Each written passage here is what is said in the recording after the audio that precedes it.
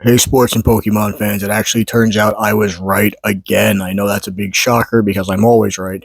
But what we're talking about today is the Fire Red and Leaf Green ports that are coming to Nintendo Switch and Nintendo Switch 2. I said in a previous video that I figured some type of ports were coming, especially and this was before the big leaks happened as well. And now, due to a what seems to be a mistake on Nintendo's part in uploading them to the eShop earlier than expected, we now have confirmation that Fire Red and Leaf Green are in fact getting ported to the Nintendo Switch and the Nintendo Switch 2. And I want to talk about it for a minute because it seems that people are really not happy about this, and I actually understand to a certain extent, but at the same time, I think the complaints are extremely overblown. I'm Terrible Shoes, by the way. Welcome to my channel. Please hit the like and subscribe button. We talk about a lot of things Pokemon here, and we open a lot of cards as well. So, getting on to today's topic. Fire Red and Leaf Green has an official port coming to the Nintendo Switch and the Nintendo Switch 2, and it will cost $20. And I think the problem most people have with this is not even the fact that it is getting ported to the Switch 2, is that it has minimal additional content being added. It is said to have wow, I just tripped over my words. It is said that home compatibility will be coming in and that you will be able to transfer Pokemon out of it. However, let's be completely real. We know that you will not be able to transfer your Pokemon inward to this game. And I don't really think that one is that big of a deal. I think it's going to be really cool to be able to transfer your Pokemon out of Fire Red and Leaf Green once you are done with it, and bring it to future games like Gen 10, for instance, because if these were, these were part of a big leak recently, and if these officially came out, I think it is very safe to say the rest of that leak is going to be true as well, at least the majority of it. So we will be seeing some Gen 10 action on Pokemon Day this year, which is going to be really cool. I think that what they described in the leaks for Gen 10 looks fantastic. But that's off topic. That's another video. And let's talk about Fire Red and Leaf Green.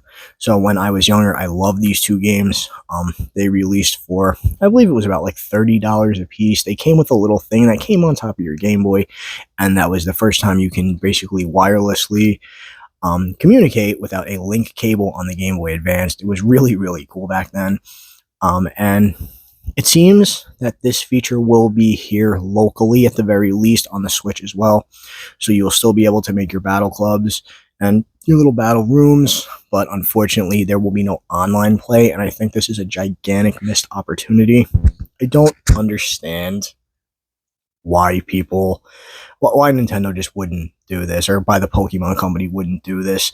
It is just insane to not put this in a modern game, because it really does seem to me like this is going to be a straight port with no content added whatsoever, minus just widescreen from what it seems like, and the home's compatibility. Hopefully they will rethink this in the future and add some type of online compatibility. So that's that for that. So a lot of people are also very upset that this is not on the Nintendo Switch Online and for the little Game Boy Advance part of it. And there is a very simple reason for this, and it is actually not because they are greedy, and I know a lot of people think that, but I'm going to explain this to people. Do you know how unbelievably easy it would be to cheese these games on the Nintendo Switch Online using save states and using rewind features and such? You would be able to farm shiny Pokemon endlessly, and every time you mess something up, it would just you'd be able to pretty much duplicate, farm, and very easily access shiny Pokemon, and I feel like that's something they don't want you doing. And it also would make it a lot easier to cheese getting your competitive Pokemon.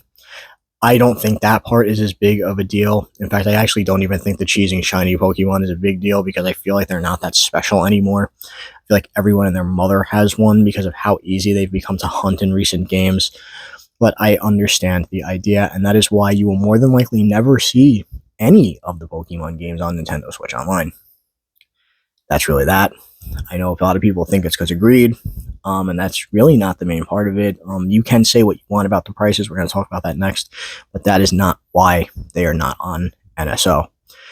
Now to the price. $20 is steep for one version. I am going to be straight here. That is actually insane to me. See, getting both versions for $20, in my opinion, would be somewhat of a deal. It's only 2 ROMs, I get it, but at least it would make sense for it to be $20 if, it was both versions and you can play or interchange between them. That's that. But $20 for one version and then $20 for the other, making it $40 total if you want both, is actually insane in this day and age. That is just, it's not right. My opinion, it should have been $10 each version or a $20 pack to get both. That is, in my opinion, a little greedy, especially since, once again, they are just selling a ROM. I understand a lot of people want an official way to play Fire Red and Leaf Green. Wow. Fire Red and Leaf Green. I understand people wanted an official way to play this for years. You have it. And that's really the only good part about that. The price is a little steep for what it is. Now we're going to move on to the features the game has. There is no confirmation that you will be getting the features from the in-person events that you had to go to all those years ago to get the special Pokemon. There's no confirmation that these will be built into the game naturally. I am going to go ahead and assume that they will be dropped at some point for free. I think the Pokemon Company would be really stupid not to do that. But for the most part, there is no confirmation they're even coming. And I think it is, unfortunately, also a very safe bet to assume they never will. Because, let's be really real here. This is a low effort port. That is all it is. The home compatibility is cool, but other than that, it is just a straight port. And that's really it. All in all, I'm going to be real. I will probably pick up at least Fire Red. I had Leaf Green when I was a kid. Or not really a kid, but when I was younger. And I'm going to give Fire Red a shot this time around. And this is another thing that I don't think a lot of people are going to like to hear. But this game is going to sell. It's going to sell a lot.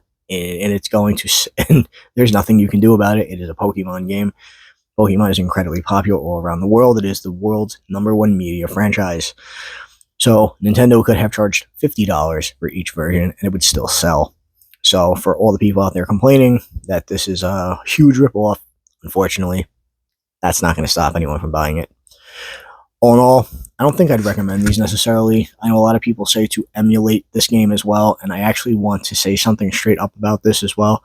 I think it is in your best interest to stop doing that now. Nintendo is known for going after people who encourage emulation of their games, especially ones that are currently on the market. They recently went against a ton of Switch emulators. And if you think that now that Fire Red and Leaf Green are being sold on a modern console, that you can just go on and post where to get it and emulate it, I really hate to say this, you might possibly be seeing some Nintendo lawyers knocking on your door. That's not me saying that there's anything wrong with emulation. It is just a true fact. And I don't think a lot of people understand how tight grip Nintendo has on their IP.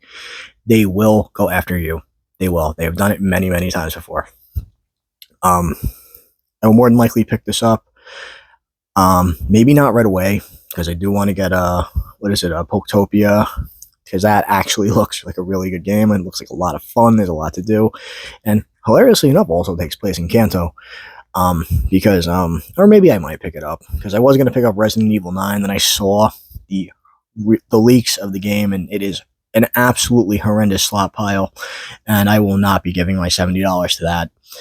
I don't know. I guess we'll see in the future. Anyway, let me know down in the comments below, what do you think about this? What do you think about the price? What do you think about the ports? Do you think that we will get those in-person events you had to attend? Do you think that they will be either distributed or included in the port? I guess we'll find out when it comes out, right?